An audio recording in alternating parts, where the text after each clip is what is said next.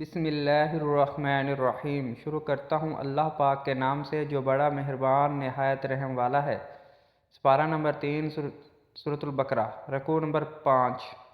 اے لوگو جو ایمان لائے ہو، جو مال تم نے کمائے ہیں اور جو کچھ ہم نے زمین سے تمہارے لیے نکالا ہے، اس میں سے بہتر حصہ راہ خدا میں خرچ کرو۔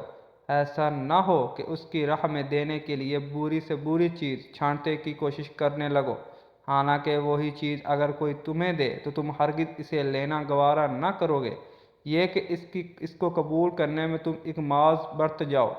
تمہیں جان لینا چاہیے کہ اللہ بے نیاز ہے اور بہترین صفات سے متصف ہے، اور شیطان تمہیں مفلس سے ڈراتا ہے اور شرمناک طرز عمل اختیار کرنے کی ترغیب دیتا ہے، مگر اللہ تمہیں اپنی بخشش اور فضل کی امید دلاتا ہے۔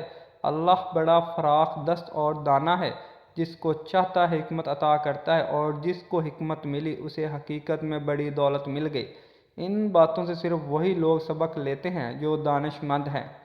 تم نے جو کچھ بھی خرچ کیا ہو وہ نذر بھی مانی ہو، اللہ کو اس کا علم ہے اور ظالموں کا کوئی مددگار نہیں۔ اگر اپنے صدقات اعلانیہ دو تو یہ بھی اچھا ہے، لیکن اگر چھپا کر حاجت مندوں کو دو تو یہ بھی تمہارے حق میں زیادہ بہتر ہے۔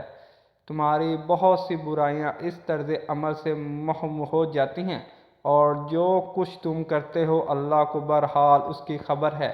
اے نبی، لوگوں کو ہدایات بخشنے دینے کی ذمہ داری تم پر نہیں ہے۔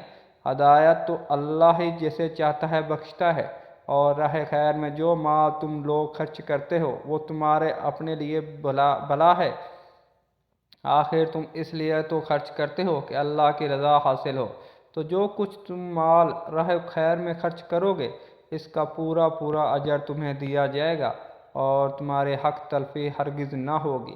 خاص طور پر مدد کے مستحق اور وہ تنگ دست لوگ ہیں جو اللہ کے کام میں ایسے گھر گئے ہیں کہ اپنے ذاتی کسب معاش کے لیے زمین میں کوئی دوڑ دھوپ نہیں کر سکتے۔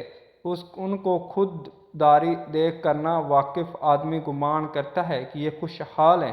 تم ان کے چہروں سے ان کی اندرونی حالت پہچان سکتے ہو، مگر وہ لوگ نہیں ہیں کہ لوگوں کے پیچھے پڑ کر کچھ مانگیں۔